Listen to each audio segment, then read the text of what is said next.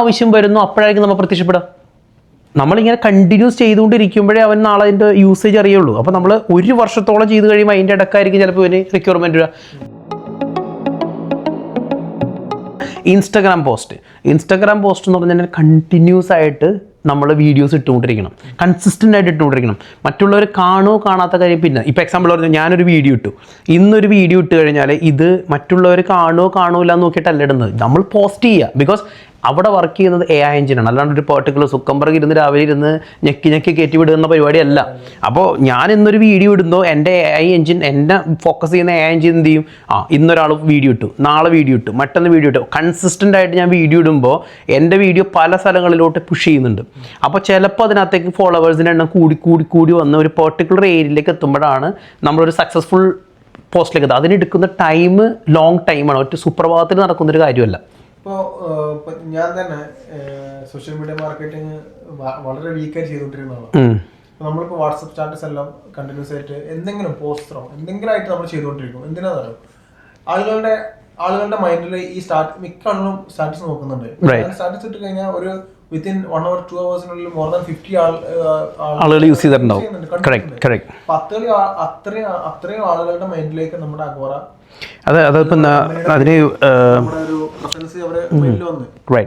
അതിനുള്ള ഏറ്റവും വലിയ ഉദാഹരണം എന്ന് പറയുന്നത്, ഇന്നൊരു പ്രോഡക്റ്റ് ഓക്കെ, ഇന്ന് ഞാൻ ഒരാളുടെ സമീപിക്കുമ്പോൾ അയാൾക്ക് ഇന്ന് ആ പ്രോഡക്റ്റ് വേണ്ട, ചിലപ്പോൾ അയാൾ നോ പറയും.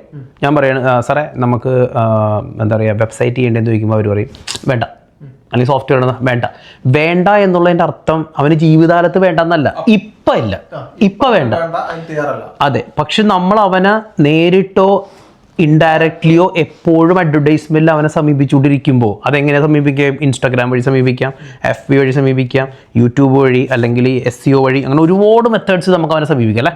ഇങ്ങനെ എല്ലാം സമീപിക്കുന്ന സമയത്ത് ഈവൻ എന്നാവശ്യം വരുന്നു അപ്പോഴായിരിക്കും നമ്മൾ പ്രത്യക്ഷപ്പെടുക. നമ്മളിങ്ങനെ കണ്ടിന്യൂസ് ചെയ്തുകൊണ്ടിരിക്കുമ്പോഴേ അവൻ നാളെ അതിൻ്റെ യൂസേജ് അറിയുള്ളൂ. അപ്പോൾ നമ്മൾ ഒരു വർഷത്തോളം ചെയ്ത് കഴിയുമ്പോൾ അതിൻ്റെ ഇടക്കായിരിക്കും ചിലപ്പോൾ ഇവന് റിക്വയർമെൻറ്റ് വരിക. നമ്മുടെ പല കസ്റ്റമേഴ്സും കഴിഞ്ഞ വർഷം ഉണ്ടായിരുന്ന സിറ്റുവേഷനാണ് ഈ വർഷം. അവർ അപ്ഗ്രേഡ് ആവുന്നുണ്ട്. എൻ്റെ അറിവിൽ തന്നെ എനിക്ക് ഏകദേശം 88ഓളം മെഡിക്കൽ സെൻറ്റേഴ്സ് അവർ പുതിയ 2-3 മെഡിക്കൽ സെൻറ്റേഴ്സ് സ്റ്റാർട്ടായി. ഇതിൻ്റെ എല്ലാ വർക്കുകളും നമുക്ക് തന്നെ വരുന്നുണ്ട്. എൻ്റെ ഒരു കസ്റ്റമേഴ്സിൻ്റെ കാര്യം പറയുമ്പോൾ തന്നെ നമ്മളെ ഈ കസ്റ്റമേഴ്സിനെ അണ്ടർസ്റ്റിമേറ്റ് ചെയ്യണ്ട, അവരുടെ ബഡ്ജറ്റ് എത്തുന്നത് നമുക്ക് അറിയില്ല. ഓക്കെ, അപ്പൊ നമ്മള് എന്താണ് കണ്ടന്റ് വൈസ് നമ്മൾ ഓരോ ദിവസവും നമ്മുടെ അടുത്തുള്ള പ്രൊഡക്റ്റ് ആയിക്കോട്ടെ സർവീസ് ആയിക്കോട്ടെ നമ്മൾ ഇങ്ങനെ പോസ്റ്റ് ചെയ്തുകൊണ്ടിരിക്കുക. ഓക്കെ, അപ്പൊ അത് അവരുടെ മൈൻഡിൽ ഉണ്ടാവും എന്തായാലും. അതെ, ഇല്ലെങ്കിൽ അവർക്ക് അവർ ആവശ്യം വരുന്ന സമയത്ത് അവരുടെ മൈൻഡിൽ അവരെ നമ്മൾ അപ്രോച്ച് ചെയ്യും. റൈറ്റ്. ഇപ്പോൾ എക്സാമ്പിൾ ക്വിക്നെസ് സംബന്ധിച്ചും എമർടെക്കിനെ സംബന്ധിച്ചും അഗോറ ടെക്നോളജി സംബന്ധിച്ചും അവർ വിചാരിക്കുന്നത് അഗോറ IT മാത്രമേ ചെയ്യുന്നുള്ളൂ, കമ്പ്യൂട്ടർ മാത്രമേ ചെയ്യുന്നു, CCTV അവർക്ക് ഓൾമോസ്റ്റ് ആൾക്ക് അറിയില്ല. അതേസമയം നമ്മളതിൻ്റെ അഡ്വർടൈസ്മെൻറ്റ് കൊടുത്താൽ മാത്രമേ they will comes to no.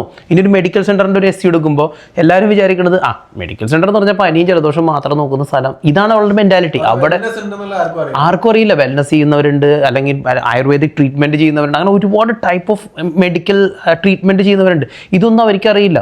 More over നിങ്ങൾക്കറിയില്ലേ, നല്ല ഡോക്ടേഴ്സ് എന്ന് പറഞ്ഞാൽ അവർ ജസ്റ്റ് അവരെ കണ്ടാൽ മതി നമ്മുടെ അസുഖം മാറും.